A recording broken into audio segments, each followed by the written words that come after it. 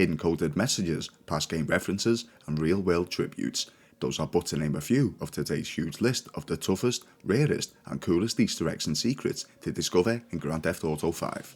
You're listening to Phil of Philby Gaming, and let's get straight in. Right next door to the Vanilla Unicorn strip club is a garage named Cartoon Network, an obvious parody to the real-world television channel Cartoon Network. Have you spent time reading the names on the Vinewood Walk of Fame? Well, if you did, you may have spotted some recognisable names from GTA Vice City, including Steve Scott, Candy Sucks, DJ Tony, and Jez Torrent. Along the Los Santos Freeway, at the location I've marked here, there's a series of numbers graffitied onto the concrete that read 1, 25, 8, 20, 4, 23, 6, 20, 4, 20, 3, and 10. When converted to its alphabet counterpart, they translate A, Y, H, T, D, W, F, T, D, T, C, and J. Figured it out yet? All we had to do was follow the damn train, CJ! Barney. Down a small alleyway in the district of Strawberry, there's graffiti painted on the floor telling you to turn back. Doing so, and heading in the exact opposite direction to the opposing small alleyway, you'll discover its counterpart reading "Nothing here, sorry I lied," with a monkey mosaic for you to capture on your phone.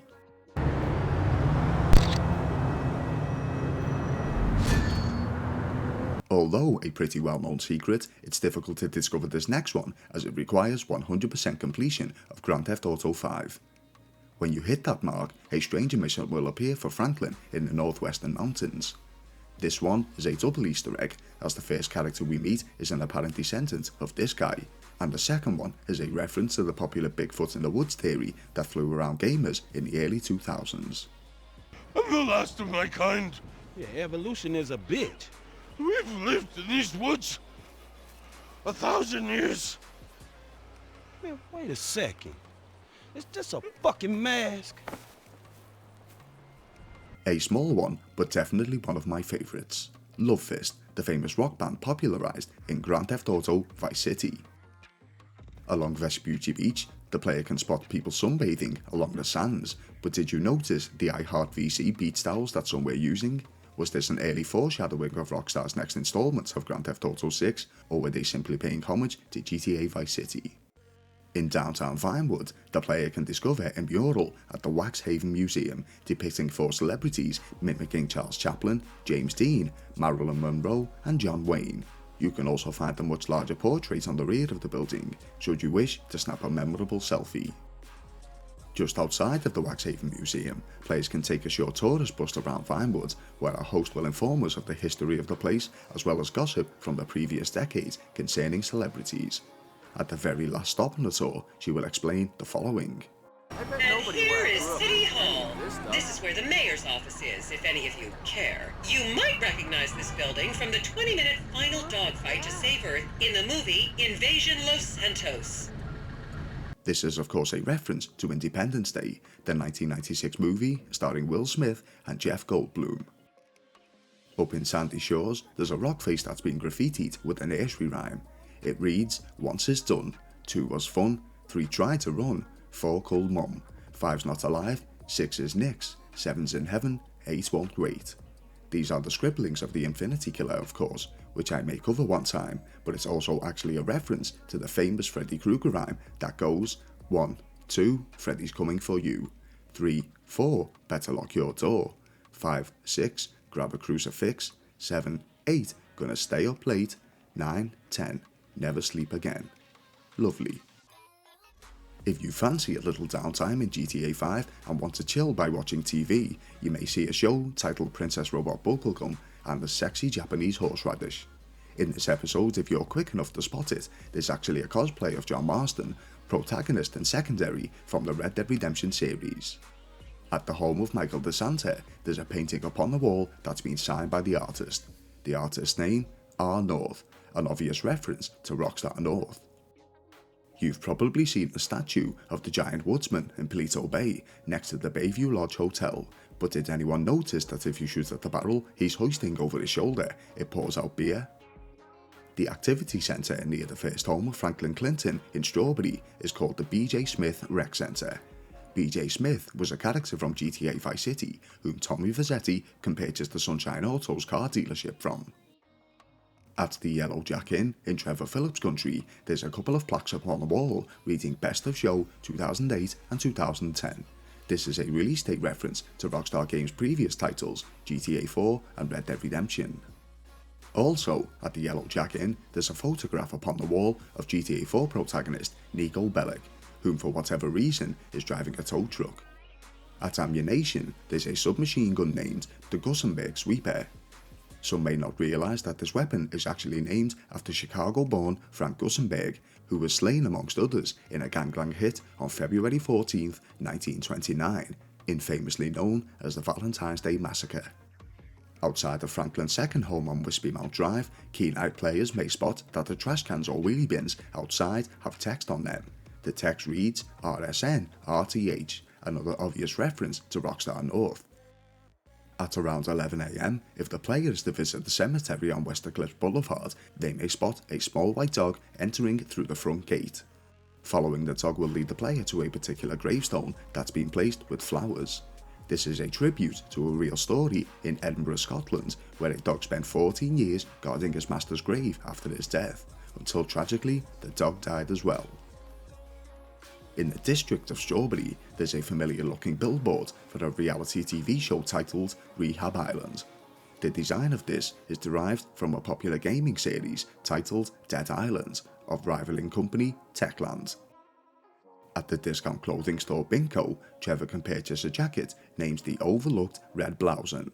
Some may not realise that this is actually a strong reference to the character of Jack Torrance from the popular movie The Shining, who dons an almost identical red jacket.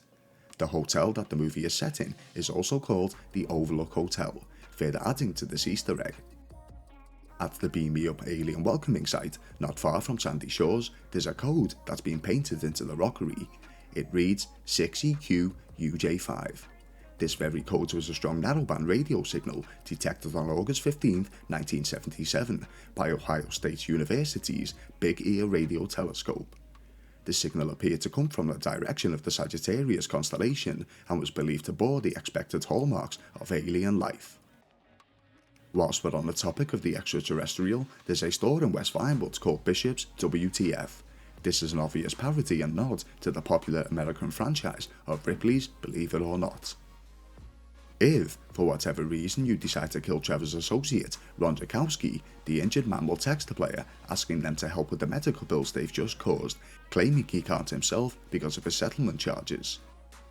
Deep at the bottom of the ocean to the east, the protagonist can discover a hatch that bears a strong resemblance to the bunker hatch that was an entrance to the Dharma Initiative Station 3, subtitled The Swan. This, of course, is from the television series Lost. Drawing closer to it, tapping noises can be heard coming from inside, which when decoded using tap code, not Morse code as earlier thought, translates to the following. Hey, you never call. How'd you fancy going bowling? This is a coarser humorous reference to Roman Bellic from GTA 4, whom we'll call Nico making the same request at the most awkward of moments. On Milton Road in West Vinewood, there's a couple of garden gnomes on the front porch to someone's property who have changed their minds about a traditional garden gnome pose and decided to have a little fun instead. At Franklin's original home in Strawberry, there's a couple of ornaments in his front garden some may glue together. 2 mushroom statues, one green and one red. This is of course paying homage to the popular video game characters of Mario and Luigi. Also, just down the way from his home is a mural of a skull and a green bandana, with a caption, "Welcome back, we missed you last time." This is a reference to the game returning to Los Santos after its previous installment of GTA 4 took players to Liberty City. On Low Power Street in downtown, there's a spray of graffiti on the wall underneath the bridge reading Los Santos. The colour scheme of the paint is a callback to the earlier days of the Grand Theft Auto logos. Going back to the cemetery where the small dog was visiting the grave earlier, there's a second tribute that is very close by. At a bench overlooking the graveyard, there's a plaque dedicated to one Chris Edwards. Chris Edwards was a senior artist at Rockstar Leeds, whom tragically passed away in his sleep shortly after the release of Grand Theft Auto 5. The bench was added as a memorial to Chris in the next-gen releases of the title. As a little fun, if Trevor decides to fire rockets at Michael's home, Michael will text Trevor telling him to stop. Reloading! I can't believe it! Similar to Trevor's The Shining coat, Michael can also purchase a piece of clothing that is an Easter egg. Shopping at the suburban clothes store, there's a colourful short-sleeve shirt named the Orange Grove shirt. Orange Grove was the original name for the Grove Street Families gang in GTA San Andreas during the beta phases. As a calendar at the home of Lester Crest, there's a date circled which is September 17th. September 17th, 2013 was the release date of this very game. Right near Michael's home in Rockford Hills, there's the main headquarters for the Epsilon cult that are featured in a side mission to the title. This is a clear real-world reference to the Church of Scientology, whom too use celebrities to enhance their influence, just like Epsilon. Scientology is also widely believed to be a cult too. Lastly today, during the mission Hood Safari, in which Franklin, Lamar and Trevor make their way to a drug deal down Grove Street, homage to three characters from GTA San Andreas can be witnessed in the forms of Big Smoke, Sweet and of course Carl C.J. Johnson himself. There are many more secrets and Easter eggs in Grand Theft Auto 5, and if you wish to see me put together a second video on this, be sure to hit that like button and share with friends, family or anyone you may feel would enjoy content such as this. If you're new to the channel and aren't subscribed already, please consider doing so. If there are any GTA 5 secrets that you think yourself are pretty decent, be sure to share them in the comment section below. Thank you all for watching. You've been listening to Phil or Philby Gaming, and I'll see you in the next video.